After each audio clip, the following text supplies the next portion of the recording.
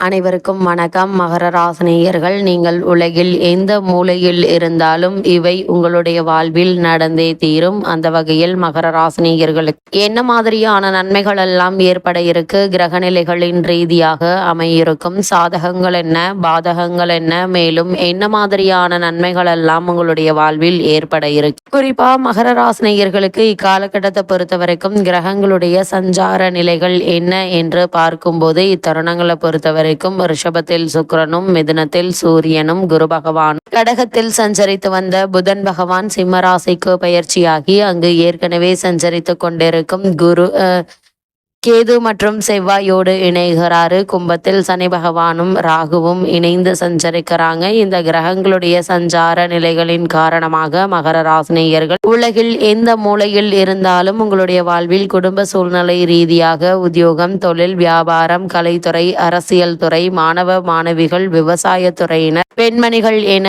அனைவருக்குமே என்ன மாதிரியான நன்மைகள் எல்லாம் ஏற்பட இருக்கு என்பது குறித்தான முழுமையான பதிவு தான் இந்த வீடியோல நம்ம விரிவா பார்க்க போகிறோம். அதற்கு முன்னாடி புதன் பகவானை பற்றி சற்று விரிவாக தெரிந்து கொள்வோம். அந்த வகையில் புதன் பகவானை பொறுத்த வரைக்கும் புதனை ஜோதிடத்தில் வித்தைக்காரகன், வித்யாக்காரகன், மாதுளக்காரகன் என்று சொல்வார்கள். அது மட்டுமில்லாமல் பொன் கிடைத்தாலும் புதன் கிடைக்காது என்று சொல்வார்கள். அதாவது இந்த இடத்தில் பொன் என்பது செல்வத்திற்கான அதிபதி குருவை குறிக்கும். ஜாதகத்தில் குருவினுடைய பலம் இருப்பதை விட புதன் பலமாக இருக்க வேண்டும் என்பதை சூட்சமமாக குறிப்பிட்டுள்ளனர். கல்வி, கலை, வித்தைகளுக்கு அதிபதி புதன் கிரகம். எந்த ஒரு விஷயத்தையும் கண்ணால் பார்த்தவுடன் அதை கையால் செய்வதற்கு புதனுடைய அனுகிரகம் வேண்டும். கற்றவர்களுக்கு சென்ற இடமெல்லாம் சிறப்பு. நன்கு படித்தவர்கள் கை நிறைய சம்பளம் வாங்குவதை கண்கூடாக பார்க்கிறோம். நம் வாழ்க்கைக்கு அடிப்படையான கல்வி செல்வத்தை வழங்குபவர் புதன் பகவான். அப்படிப்பட்ட புதன் பகவான் ஒரு விசித்திரமான கிரகம். செவ்வாயை போலவே புதனும் இரு அதிபத்திய கிரகமாகும். ஜோதிட ஆச்சரியமாக மிதுனத்தில் ஆட்சி பெறும் புதன் ஆட்சி வீடான கன்னியில் உச்சம் பெறுகிறார். மீனத்தில் நீச்சம் அடைகிறார். அறிவு, ஞானம் இரண்டிற்கும் இவர் அதிபதியாகி படிப்பறிவு, பட்டறிவு இரண்டையும் மனிதனுக்கு உணர்த்துகிறார். விஞ்ஞானம், மெஞ்ஞானம் இரண்டிற்கும் காரணமாகிறார். அப்படிப்பட்ட புதன் பகவானை நாம் எவ்வாறு வணங்க வேண்டும் என்று பார்க்கும்போது புதன் பகவானை புதன்கிழமை என்றில்லாமல் நவகிரக புதன் பகவானை எந்த நாளில் வேண்டுமானாலும் வணங்கலாம். நவகிரகத்தை 9 முறை வலம் வந்து மனதார வேண்டிக் கொள்ளுங்கள். வேண்டியதெல்லாம் புதன் பகவான் தந்தருள்வார் என்பது ஐதீகமாக உள்ளது. அந்த வகையில் 6 லக்னங்களில் பிறந்தவர்களில் புதனின் வலு குறைந்து பலவீனமாக இருப்பவர்கள் சீர்காழிக்கு அருகில் இருக்கும் திருவெண்காடு எனும் ஊரில் கோவில் கொண்டிருக்கும் ஸ்வேதாரணீஸ்வரரை புதன்கிழமையில் சென்று வழிபட்டால் நல்ல பலன்கள் கிடைக்கும். சென்னையில் இருப்பவர்கள் போரூரிலிருந்து குன்றத்தூர் செல்லும் வழியில் இருக்கும் கோவூரில் குடிகொண்டிருக்கும் சுந்தரேஸ்வரரை வணங்கினால் கூடுதலான பலன்களை பெறலாம். அது மட்டுமில்லாமல் புதன் பகவானை பொறுத்தவரைக்கும் சந்திரனுக்கும் தாராதேவிக்கும் பிறந்தவர்தான் புதன். குருவின் மனைவியுடன் இக்குழந்தை வளர விரும்பாத குரு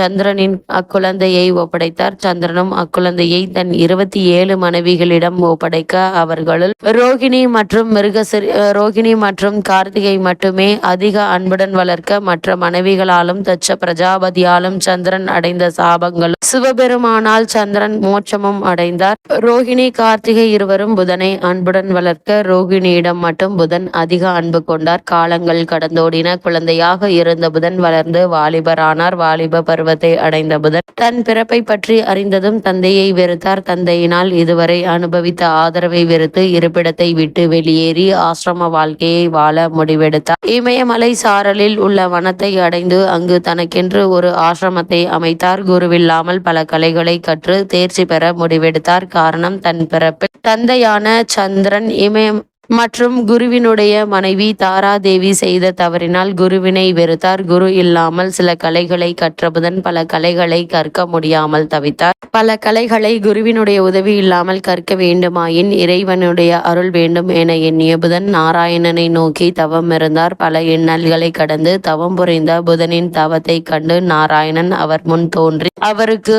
அருள் பாவித்தார். அது மட்டுமில்லாமல் இமயமலை அடிவாரத்தில் கௌரி தடாகம் என்ற இடத்தில் நாராயணன் நாராயணன் அருளால் குருவே இல்லாமல் சகல கலைகளையும் புதன் கற்று தேர்ந்தார். கலைகளால் பல உயரத்தை அடைந்து புதன் பிறப்பால் பல அவமானங்களை சந்தித்த புதன் தன் தந்தையான சந்திரனுக்கு பின்னால் தனக்கு வரவேண்டிய அனைத்து அரச பதவிகளையும் துறந்து ஆசிரம வாழ்க்கையை மேற்கொண்டார். புதன் தன் தந்தையான சந்திரனை வெறுத்து ஒதுக்கினாலும் பதவிகள் துறந்து ஆசிரம வாழ்க்கையை வாழ்ந்தாலும் சந்திரனின் அழகில் பாதியை கொண்டவராக இருந்தார். சகல கலைகளையும் கற்று அழகிய உருவமைப்பை கொண்ட புதனை கண்ட தேவ மாதர்களில் ஒருவர் அவரிடம் தன் மனதை பறிகொடுத்து தன்னை ஏற்றுக்கொள்ளுண்டு தனக்கு இன்பத்தை அளிக்குமாறு வேண்டினால். தன் பிறப்பினால் ஏற்பட்ட அவமானங்களை இனி எந்த ஒரு குழந்தையும் அனுபவிக்க கூடாது என்று எண்ணி அந்த தேவ மாதர் எவ்வளவு வற்புறுத்தியும் மனம் இறங்காமல் இருந்தார். புதன் வேண்டுகோள் விடுத்த தேவலோக மாது புறக்கணித்ததால் கோபம் கொண்ட தேவலோக மாது புதனை இனி அழியாக போகும்படி சாபமிட்டால் எந்த தவறும் செய்யக்கூடாது, தவறு நடந்து விடக்கூடாது என எண்ணி தனியாக ஆசிரமம் அமைத்து வாழ்ந்து வந்த எனக்கு ஏன் இவ்வளவு பெரிய தண்டனை என எண்ணி வருந்திய புதன் நாராயணனை சந்தித்து முறையிட எண்ணினார். நாராயணனை கண்ட புதன் நடந்த அனைத்து விஷயங்களை கூறினார். தேவமாதர் விட்ட சாபத்தில் இருந்து நிவர்த்தியாகும் பரிகாரத்தை கேட்டார். புதன் நாராயணன் நடந்த அனைத்தையும் அறிந்த பின் புதனுக்கு உதவினால் எந்த ஒரு சிறப்பு பெருமையும் இருக்காது என எண்ணிய நாராயணன் புதனை சிவனிடம் சரணடைய சொன்னார். ஏனெனில் புதன் நாராயணனின் அம்சமாவார். தன் அம்சத்திற்கு தானே உதவுவது சிறப்பல்ல என எண்ணினார். நாராயணன் கூறிய அறிவுரைப்படி புதன் சிவபெருமானை காண விரைந்தார். சிவபெருமானை கண்டதும் வணங்கி தனக்கு ஏற்பட்ட நிலையினை கூறி தனக்கு விமோசனம் அளிக்குமாறு பணிவுடன் கேட்டார். சிவபெருமான் புதன் விஷ்ணுவின் அம்சம் என்பதை புதனின் பிறப்பின் அவசியத்தையும் உணர்ந்து அவருக்கு சாப விமோசனம் வழங்கினார். அந்த வகையில் மகர ராசினியர்கள் நீங்கள் உலகில் எந்த மூலையில் இருந்தால் புதனுடைய இந்த பெயர்ச்சியின் காரணமாக 7 புதன் இருப்பது நல்ல ஒரு அமைப்பாக அமைஞ்சிருக்கிறது. அதே போலவே ராசிக்கு 5 சுக்கிரன் இருந்து உங்களுடைய லாப ராசியை பார்க்கிறாருங்க. எனவே இக்காலகட்டம் முழுவதுமே மகர ராசினியர்களுக்கு பொருளாதார பிரச்சனை என்பது ஏற்படுவதற்கான வாய்ப்புகள் இல்லைங்க. ஆனா 6ஆம் பாவம் வலுப்பெற்று இருப்பதால கடன் இருக்குங்க. 6இல் சூரியன் இருப்பது நல்ல ஒரு அமைப்பு. ஆத்ம பலம் அதிகரிக்கும். எதையும் சமாளித்து கொள்ளும் ஆற்றல் பிறக்கக்கூடிய ஒரு தருணமா தான் இக்காலகட்டம் அமைஞ்சிருக்குதுங்க. அதை சரியான முறையில் பயன்படுத்தினால் வெற்றி அடைய முடியுங்க. அரசாங்க காரியங்கள் சாதகமாக இருக்கக்கூடிய ஒரு தருணமா தான் இக்காலகட்டம் அமைஞ்சிருக்குது. வேலைக்காக முயற்சி செய்பவர்களுக்கு நிச்சயம் வேலை கிடைக்குங்க. அரசு உதவிகளுக்காக விண்ணப்பித்திருப்பவர்களுக்கு நிச்சயம் வேலை கிடைக்குங்க என்பதை கிரக நிலைகள் தெளிவுபடுத்துது. எதையும் யாரிடமும் கொடுத்து ஏமாற்றிவிட வேண்டாம். 8இல் செவ்வாய் கேது இணைந்திருக்கிறார்கள். அது மட்டுமில்லாமல் சனியும் அவர்களை பார்க்கிறார். யாரிடமும் வாக்கு தர வேண்டாம். அதை செய்து தருவேன், இதை செய்து தருவேன் என்று உறுதிமொழி தர வேண்டாங்க. மற்றவர்களுக்காக தேவையில்லாமல் பஞ்சாயத்து செய்து மாட்டிக்கொள்ள வேண்டாம். குடும்பஸ்தானத்தில் சனி ராகு இருப்பதால் கணவன் மனைவி இடையே ஒருவருக்கொருவர் விட்டு கொடுத்து அனுசரித்து நடந்து கொள்வது நல்லது. மகர ராசினியர்களுக்கு கிரக நிலைகளின் ரீதியாக கூறப்படும் பரிகாரம் என்ன என்று பார்க்கும்போது இக்காலகட்டங்களில் புதன் மற்றும் சனிக்கிழமையில பெருமாள் ஆலயத்திற்கு சென்று தீபம் ஏற்றி வழிபடுங்க. எண்ணற்ற நன்மைகள் உங்களுடைய வாழ்வில் ஏற்படும்.